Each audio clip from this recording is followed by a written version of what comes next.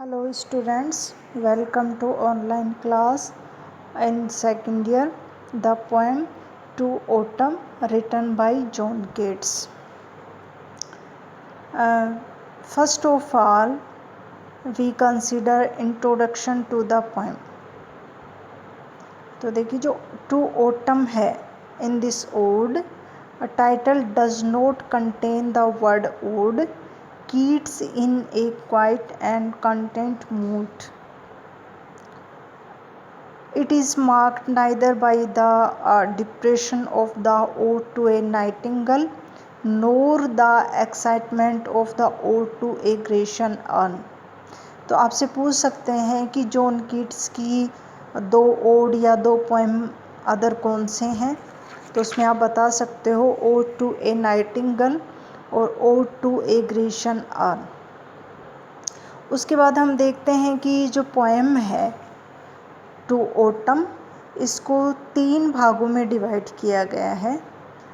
तो इसमें जो फर्स्ट पार्ट है उसमें जो पोइट है वो pictures the fruits flowers insect of the autumn season.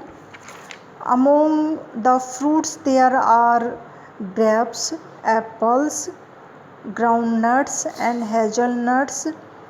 The poet gives reference to the bees and insect of the season.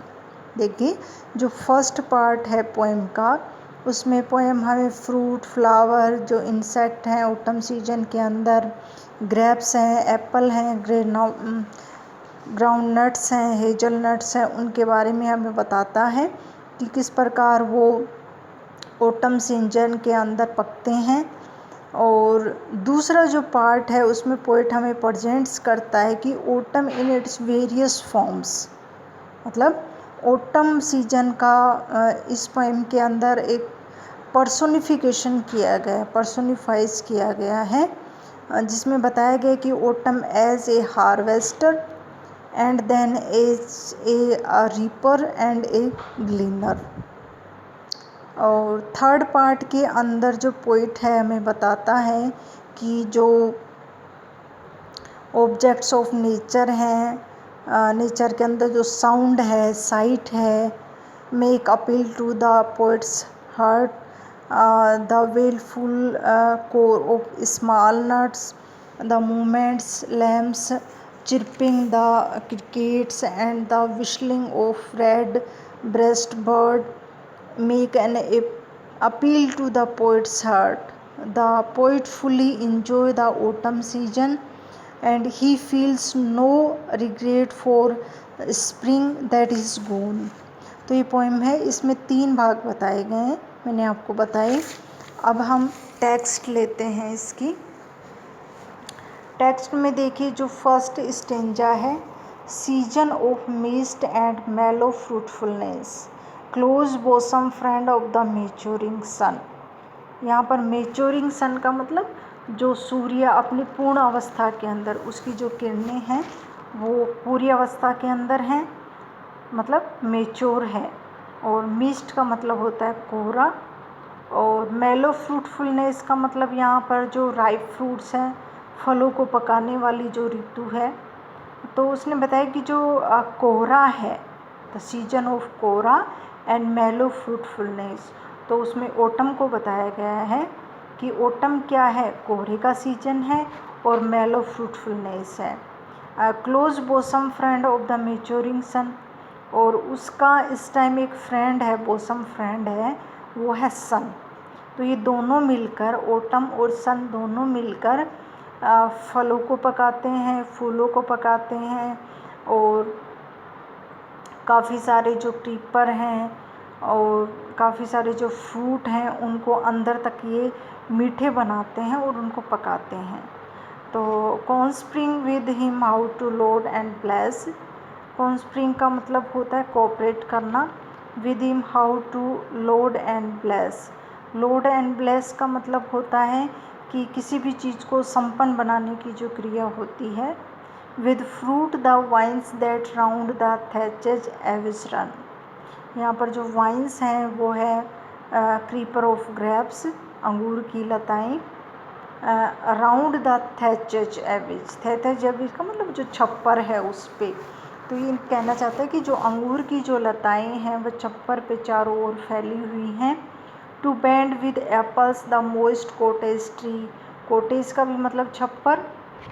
तो इसने बताया कि वो जो कॉटेज ट्री जो छप्पर हैं वहाँ पर मोइस्ट जो सेवाल हैं और एप्पल के जो पेड़ हैं वो झुके हुए हैं।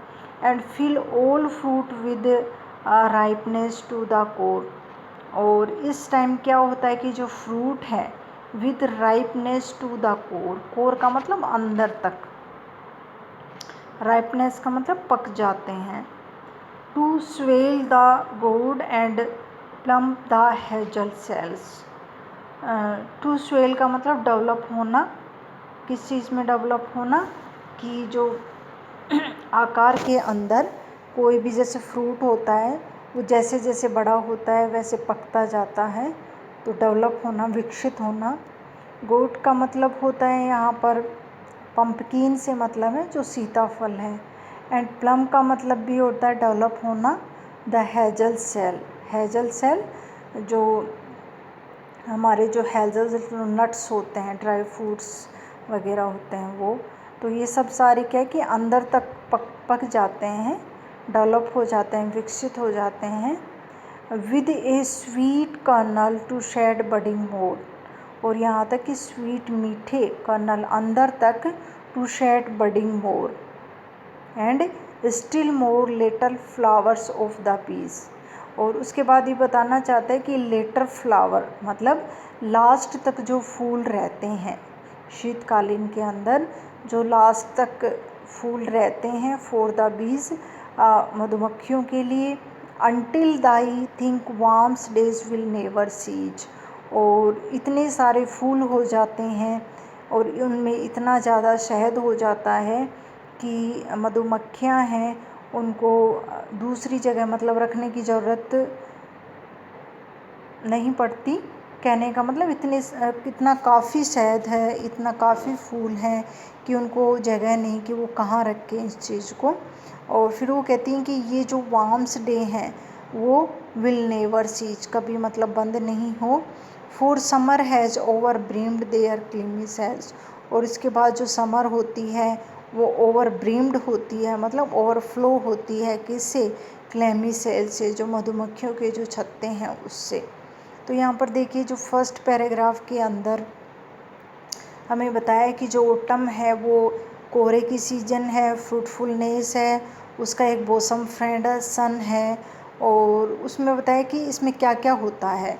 तो इसमें जो अंगूर की लताएं हैं वो छप्पर पर मतलब फैली हुई हैं, एप्पल और जो सेवाल है वो भी छप्पर पर फैले हुए हैं, और यहाँ तक कि जो सीताफल हैं, हेजल सेल हैं, फ्लावर हैं, और जो मधुमक्खियाँ हैं उनको काफ़ी अच्छी मात्रा में शहद मिलता है, और काफ़ी सारे जो फ्रूट हैं वो अंदर तक पक जाते हैं।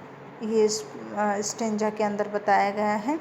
अगला जो स्टेंजा हमारा है, who hath note seen the often amid thy store, sometimes whoever seeks abroad may find thee sitting careless on a granary floor, the hair soft lifted by the winnowing wind, or on a half-ripe furrow sound asleep, drowsed with the foam of puppies, while thy hook spears the next swath and all its twinned flowers, and sometimes like a gleaner thou dost keep steady thy laden head across a brook by a cedar press with patience look, thou watchest the fast oozing hours by hours। जो second stanza हमारा है उसमें जो poet है हम ये बताता है कि जो thee who has not seen thee का मतलब यहाँ पर ऑटम सीजन से मतलब है amid thy store, amid thy store. तो इस स्टेंजा के अंदर जो ऑटम सीजन है उसको पर्सनिफाइज किया गया है कि autumn season in the store of rich harvest gathered from the field, मतलब अमिड द स्टोर। कि इस सीजन के अंदर हमें देखने को मिलता है कि हार्वेस्ट, फसल को इकट्ठा किया जाता है, खेत के अंदर स्टोर किया जाता है। And sometimes whoever seek abroad may find, abroad may find का मतलब यहाँ पर जो ओटम है, goes out in the autumn season, मतलब ओटम सीजन जो जाते हुए, sometimes seeks abroad may find कि हमने देखा जो ओटम सीजन जाते हुए क्या करती है, दी सिटिंग केयरलेस, दी का मतलब ओटम सीजन, सिटिंग का मतलब बैठी है, केयरलेस, केयरलेस का मतलब यहाँ पर कि जो ओटम है is image as sitting and amid the harvest with a carefree mind, मतलब जो ओटम है वो खेत के बीच बैठी हुई है बिना किसी परवाह के। तो इसमें देखिए जो केयरलेस का मतलब है विदाउट वरी, मतलब बिना चिंता के। और ग्रैंडरी फ्लोर, ग्रैंडरी फ्लोर का मतलब होता है खलियान। वेयर गेन इज़ गेदर्ड, मतलब जहाँ फसलों को इकट्ठा किया जाता है। ग्रैंडरी फ्लोर कि खेत के अंदर बीच में ऑटम सीजन है वो केयरलेस बैठी हुई है। दाई हेयर, उसके hair soft lifted by winnowing wind, उसके हेयर हैं वो हाफ राइप, मतलब खड़े हुए हैं। Autumn season represented a farmer with long hair, मतलब हेयर सॉफ्ट लिफ्टेड, यहाँ पर जो ऑटम सीजन है वो किसान के रूप में है और उसके जो बाल हैं वो खड़े हुए हैं सॉफ्ट। उसके बाद क्या होता है, जो wind blows, winnowing wind, wind चलती है तो उसके जो हेयर हैं, hair of the autumn season seen flying, मतलब ऐसे उड़ रहे हैं कि जैसे उड़ रहे हों। तो यहाँ पर जो विंड है use for winnowing corn on spreading from the husk, वैसे विनोइंग विंड का काम होता है कि जब फसल को हम साफ़ करते हैं, अनाज को अलग करते हैं, तो ऊपर से जैसे बरसाते हैं खेत के अंदर तो कचरा एक तरफ चला जाता है, अनाज एक तरफ इकट्ठा हो जाता है। तो यहाँ उसका कंपेयर किया गया उसके बालों से। Half on A half ripe furrow sound asleep, half ripe furrow का मतलब यहाँ पर जो अनाज के पौधे हैं वह एक पंक्ति जो अभी पूरी तरह से काटी नहीं गई है, मतलब कुछ फसल को काटा गया, कुछ अभी खड़ी हुई है फरो के अंदर, लाइन के अंदर। साउंड एस्लीप, साउंड एस्लीप का मतलब जो ओटम है वो फार्मर, ओटम को फार्मर के रूप में लिया गया है और वो sleeping beside their hair cut, मतलब गंभीर निद्रा में, साउंड एस्लीप गंभीर निद्रा में सोई हुई है। और उसके बाद है ड्राउज्ड विद अफम ओ पपी, जैसे कि ड्राउज्ड का मतलब यहाँ पर उनिंद्रा होकर, ड्राउजी शिल्पी। अफम ओ पपीज़ का मतलब है स्मॉल अफीम फ्लावर्स, जो अफीम के फूलों की जो गंध है, ऐसे लगता है कि उसने अफीम के फूल सूंघे हुए हैं और गहरी निद्रा में सोई हुई है। वाइल दाई हुक, जबकि उसका जो हसिया है, हुक का मतलब हसिया, स्पेयर्स द नेक्स्ट वाद, अगली जो क्यारी है, अगला जो मतलब अनाज के जो पौधे हैं आगे घास के, वो काटने के लिए। और all it strands flower and sometimes like a ग्लीनर, मतलब ट्विन फ्लावर्स का मतलब यहाँ पर अनाज के पौधों से लिपटी पुष्प की मतलब जो क्रीपर, जो लताएं हैं, लाइक ए ग्लीनर, वो ऐसी लग रही हैं कि जैसे, ग्लीनर इज़ द यहाँ पर्सन यूज किया गया है, ओटम को पिक्चर किया गया है ग्लीनर के रूप में, जिसका मतलब होता है गैदर्स द रेप्ट कॉर्न, खेत को काटने वाली स्त्री, खेत को काटने वाली स्त्री। पहले उसको किस रूप में किया गया था, ग्रैंडरी फ्लोर, खलिहान के रूप में, खेत के रूप में।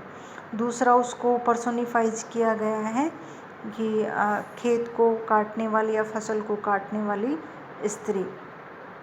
लेडन हेड, लेडन हेड का मतलब सिर पर भार रखे हुए। तो यहाँ पर देखिए वो कहता है कि हंसिए से वो अगली जो क्यारी है उसको काटता है और ओल्ड स्ट्रेंड्स फ्लावर्स, और उन सभी फ्लावर को जो फसल है, खेत की जो फसल है उसके लिपटे हुए हैं। And sometimes like a gleaner, और कुछ समय वो क्या लगती है, किस रूप में दिखाई होती है, जैसे खेत में फसल काटने वाली स्त्री। Thou you does keep steady thy laden head across a brook, और ऐसा लगता है कि उसने अपने सिर के ऊपर मतलब बोझ रखा हुआ है या फसल को रखा हुआ है, और एक्रॉस ए ब्रोक, और किसी नाले को पार कर रही है। ब्रोक का मतलब नाला। और बाई ए सीडर प्रेस, और उसको सीडर प्रेस के रूप में भी पर्सोनिफाइज किया गया है। तो सीडर जो प्रेस है वो क्या है कि इंस्ट्रूमेंट है to juice out the ripe apples, मतलब एप्पल का जो जूस निकालने की machine, cider press. With patience look thou watchest the fast oozing hours by hours। Ojing का मतलब होता है कि जो रस की जो बूंदें, और लास्ट ओजिंग का मतलब रस की अंतिम बूंदें। तो यहाँ पर देखिए जो सीडर प्रेस से जब जूस निकाला जाता है, रस निचोड़ा जाता है, तो उसकी लास्ट की जो रस की जो बूंदें होती हैं उसको क्या बोलते हैं, ओजिंग। तो यहाँ पर बताया गया है कि किस प्रकार वो वॉच करती है कि जो हम एप्पल का जूस निकालते हुए लास्ट की बूंदों को वो hours by hours for a long time तक उनको देखती रहती है। तो यहाँ पर देखिए जो सेकंड स्टेंजा है उसमें जो ऑटम सीजन है उसको कई रूपों में पर्सोनिफाइज किया गया है। जैसे ग्रेनरी फ्लोर है, मतलब खलिहान के रूप में। दूसरा उसको विंड के रूप में। तीसरा उसको जैसे ग्लीनर के रूप में। और चौथा उसको सीडर प्रेस के रूप में। तो यहाँ पर उसको पर्सोनिफाइज किया गया है। अब अगला जो स्टेंजा है हमारा, सेकंड वाला स्टेंजा इम्पोर्टेंट है। Where are the songs of spring? Where are they? Think not of them. Thou hast thy music too. Where are the songs of spring? बसंत के जो सॉन्ग है, वो गाने हैं, वो कहाँ गए? Where are they? वे कहाँ गए? Think not of them. उनके बारे में मतलब कोई नहीं सोच रहा। Thou hast thy music too, कि उनका जो म्यूजिक है वह बहुत ज़्यादा क्या होता था, मीठा होता था। तो यहाँ पर देखिए जो पोइट है हमें ये बताना चाहता है कि जो बसंत के जो गीत थे, मधुर जो गीत होते हैं, वो कहाँ गए। तो यहाँ उसमें वो आगे बताता है हमें, वाइल बेरिट क्लाउड बोसम द, मतलब होता है एक तरह से खिलना। तो यहाँ पर देखिए वो बताते हैं कि बेरिड, क्या बताता है, बेरिड का मतलब मुड़े हुए, और ब्लूम का मतलब खिले हुए, जो आभा प्रदान करते हैं। तो यहाँ खेत की बात चल रही है। खेत के अंदर सोफ डेंटे, मतलब कि जब फसल काटने के बाद जो नीचे जो टहनियाँ जो बच जाती हैं, जो बिना फ्लावर के, बिना किसी अनाज के, जिसको हम डंठल बोलते हैं। तो वाइल वहाँ मुड़े हुए क्लाउड ब्लूम द सोफ डेंडे, जैसे शाम हो रही है और जो क्लाउड्स हैं वो एक तरह से आभा प्रदान कर रहे हैं। And touch the stable plains with rosy dew. देखिए बहुत ही अच्छा एटमोसफेयर यहाँ पे बताया कि touch the stable plains with rosy dew. Stable plains का मतलब जो डंठल होते हैं ना फसल के। तो कहते हैं जो क्लाउड है, मतलब शाम का जो समय है, क्लाउड है, उनकी जो छाया है, उनका जो प्रकाश है, वो डंठल के ऊपर पड़ रहा है, और वो ऐसे लग रहा है रोजी, मतलब जैसे ऑरेंज और रेड कलर। देन इन अ वेलफुल को द स्मॉल नट्स मोन, और वहाँ पर वेलफुल का मतलब एक जो झंगूर की जो आवाज़ होती है, स्मॉल जो मोन मतलब ऐसे विलाप करती है, दुख का गीत गाते हैं। वेलफुल दुख का गीत गाते हुए जो स्मॉल जो नट्स हैं, झिंगूर हैं, वो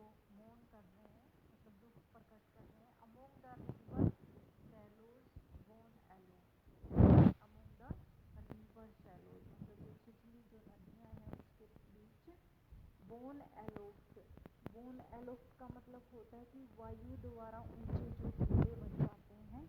और sinking as the light wind lives or dies, dies का मतलब मंद। तो यहाँ पर देखिए जो पोइट है हमें ये बताता है कि किस प्रकार जो खेत हैं वो रोजी ह्यू की तरह लग रहे हैं, मतलब गुलाबी, या जिसको हम रेड ऑरेंज बोल सकते हैं। और वो ये कहता है कि सूर्यास्त के बाद जो झंगूरों की जो आवाज़ है वो दुख विलाप करती हुई दिखाई देती है। फिर उसने बताया कि मानो जैसे बीते हुए दिन का दुख प्रकट कर रहे हो। और जब हवा चलती है तो उनकी आवाज़ दूर से भी सुनाई देती है। और जब हवा नहीं होती तो वह विलो पौधों के पास ही सुनाई देती है। हमें जो मेमना है वो ज़ोर ज़ोर से चिल्लाता सुनाई देता है। रोबिन चिड़िया की आवाज़ सुनाई देती है। अधिक गर्म प्रदेशों में अगर जा रहे हो तो जो स्वैलो, जो पक्षियों की चहचहाट भी इस मौसम में दिखाई देती है। तो यहाँ पर देखिए, while barred clouds bloom the सोक डे, मतलब जो बादल हैं वो आभा प्रदान कर रहे हैं, मुड़े हुए हैं, मतलब नीचे जैसे लटके हुए बादल हैं। और टच द स्टेबल प्लेन्स रोजी है, और वो उनकी जो आभा है उन डंठल पर गिर रही है। और इस कारण वो खेत रोजी दिखाई दे रहा है, मतलब रेड कलर में दिखाई दे रहे हैं। देन ए वेलफुल, मतलब दुख भरा जो जंगूर हैं वो गाना गाते हैं रिवर के पास, इसलिए रिवर के पास, और ऊंचे जो वायु से बने हुए टीले हैं। Sinking as the light wind lives or dies, और वहाँ पर जो हवा है वो कभी मंद चलती है कभी तेज चलती है, तो उनकी आवाज़ उस रूप से सुनाई देती है। फुल ग्रोन लैम्स, मतलब जो मेमने के जो बच्चे हैं जो फुल ग्रोन हो गए हैं। लाउड बैथ फ्रॉम लिली बोन, और उनकी जो आवाज़ है वो भी वहाँ पर सुनाई देती है। Has cricket sing and now with a triple show, और हैज जो ग्रास होपर्स हैं, हैज क्रिकेट जो ग्रास होपर्स हैं उनका गानों की आवाज़, और उसके बाद उनके जो ट्रेबल सोफ, उनकी जो झनकार है। द रेड ब्रेस्ट, जो रोबिन जो चिड़िया है, red breast robin bird whistles from the garden croft, और उस गार्डन क्रोफ्ट जो भूमि पर उसकी आवाज़ दिखाई देती है, विशल आवाज़। Gathering cellos Twitter in the sky, और वहाँ पर जो गैदरिंग सैलो जो चिड़ियाँ जो इकट्ठी होकर जाती हैं उनकी भी आकाश में ट्वीटिंग करती हुई आवाज़ दिखाई देती है। तो यहाँ पर देखिए सबसे इम्पोर्टेंट है कि जो सेकंड स्टेंजा जहाँ पर ऑटम सीजन को पर्सोनिफाइज किया गया है ग्लीनर के रूप में, सीडर प्रेस के रूप में, और विनोइंग विंड के रूप में, और यहाँ पर ग्लीनर के रूप में, और ग्रैंडरी फ्लोर के रूप में। ये चार हैं जहाँ पर जो जॉन कीट्स है ऑटम को पर्सोनिफाइज करता है। आई होप आपको ये पॉइंट पसंद आई होगी। Thank you so much.